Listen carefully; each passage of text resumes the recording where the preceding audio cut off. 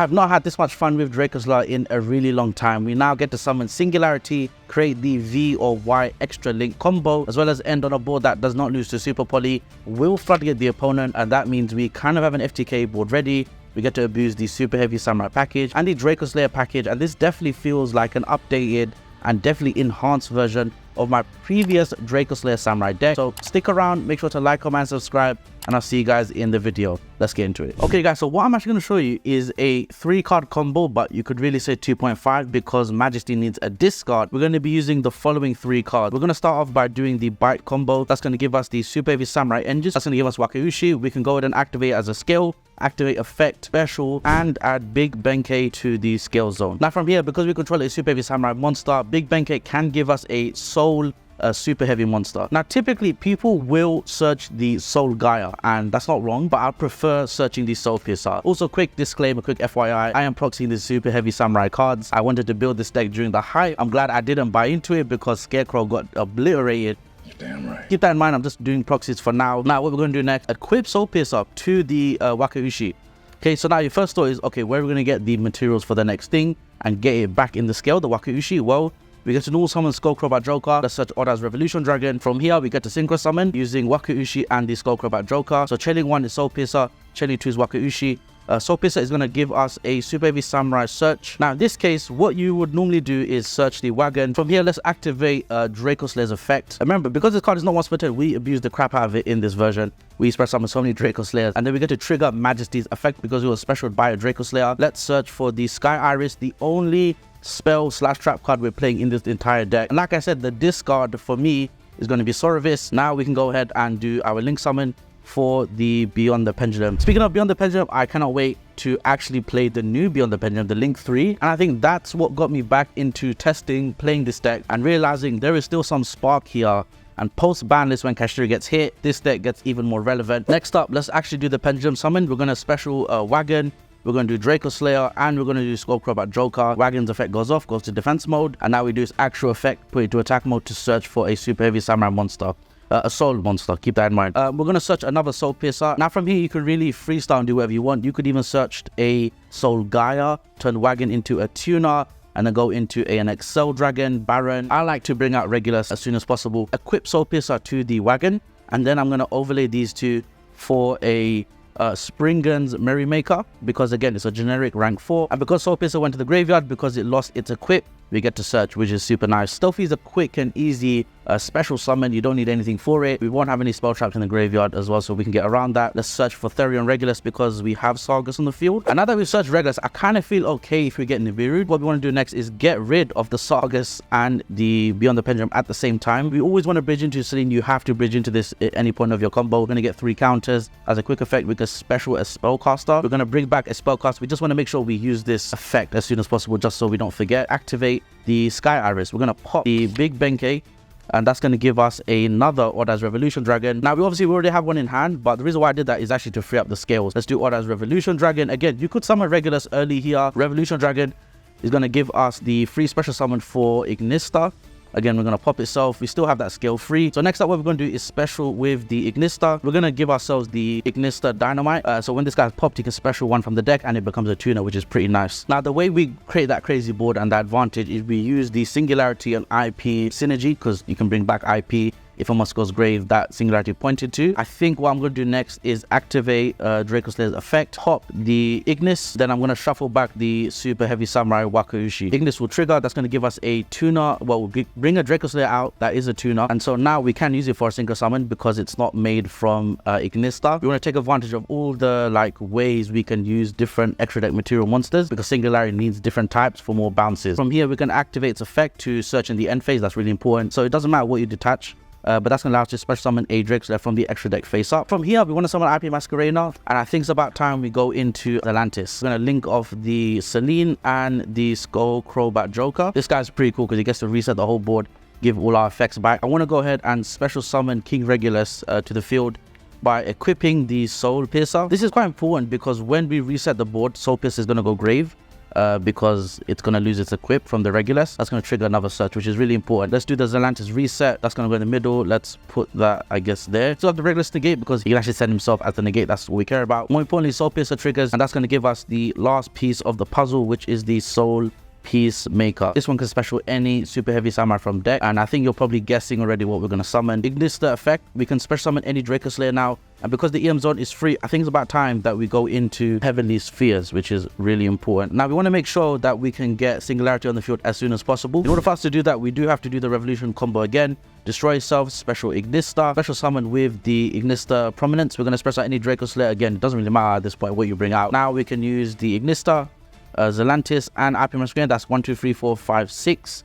And we're also summoning a Singularity that comes from our card effects, which I thought was pretty cool. We can special Stealthy because there's no spell traps in the graveyard. Let's equip Soul Peacemaker to the Stealthy, activate Soul Peacemaker's effect, tribute yourself and that monster, special summon these Scales from the deck. Now we can bring out the Motorbike from the graveyard, and this is going to be pretty cool because now we get to trigger the effect of Motorbike. We're going to give Scales +2 on this level, and from here we can actually go to summon the Baron. We can summon Barrone Savage Dragon. The way we summon Baron is with the Axel Dragon, keep that in mind. And by synchroning these two monsters together, we finally get to bring out what we saw in that end combo. Excel's effect brings out the Motorbike and Excel. We get to synchro summon and bring out the Baron de Fleur. That is looking pretty good because a monster it points to left the field. We get to special summon a Cyburst from the graveyard, and guess what, guys, we're going to bring out the IP Masquerade. This board is looking pretty decent, guys. Now the issue is you play into Super Poly if you were to use IP Masquerade Majesty for like a link summon. What you could do instead, play a little bit more safe,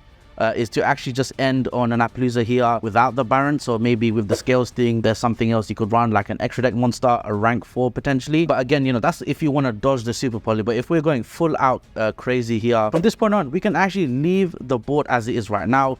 The reason why is we're going to get a search from the Magister Paladin at the end phase. That's going to secure us a discard for the Nightmare Unicorn with the IP Masquerade. And so what I'm going to do now to wrap up this combo is to show you the possibilities here. I'm going to put a Sloth next to the Spheres. I'm also going to put a Nightmare Unicorn and Appaloosa next to this one. And so what we can do in the opponent's turn is use the Baron negate, use the Regulus negate. We bounce the Spheres, we summon the Sloth. Again, we have to clear space on the board to do that, which is fine because we're going to use link materials. Next up, we can do a Nightmare Unicorn, do a co-link bounce, so you get to draw a card as well. Again, we'll have a free draw because of Magister Paladin. This is like 1, 2 negates, potentially what 3, 4 negates with IP. When they are confident they can hit the Sloth in battle phase, no they can't, because Singularity is going to bounce it away. Also Spheres does the same thing, so you get, you know, even more disruption when the opponent is trying to out your board. And so that is a pretty decent end board, guys. Let me know in the comments what you think about this. Let's move on to the deck profile and I'll show you guys how we ended up doing this with a 40 card build. Let's get into it. Alright guys, let's go through the deck profile for playing Dracoslayer Super Heavy Samurai. I want to show you guys the Dracoslayer ratios first. So to start off with, we have 3 of the Majesty Pegasus. This is the card that searches the field spells. Post siding, you can run things like Necro Valley, Secret Village, which is really easy to find. You could even run Draconic Pendulum if you try Revolution Synchro and Ancient Fairy. There's a lot of things you could do in this deck, and I think I've just touched the surface of what's possible. This one can special from the other scale.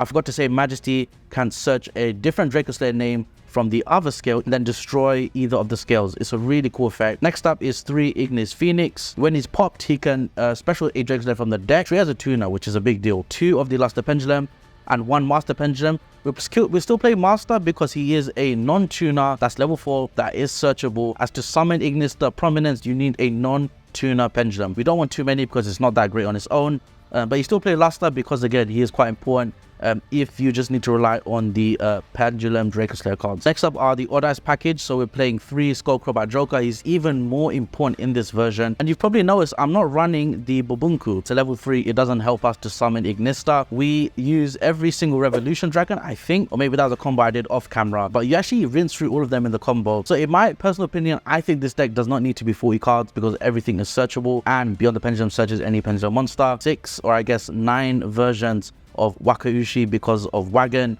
Bike, and Wakaushi itself. Next up are some random wild cards. I really like Sueprheavy in this deck because we can't run spells or traps. So this is just extra utility that's going to help us surprise the opponent. We're also playing the 1 Regulus. You could run Cashier Fenrir, which I think is really, really powerful in any Dracoslayer deck. You'll see it in my other deck profiles as well. Moving on to the Super Heavy Samurai package, we're playing 3 Wakaushi.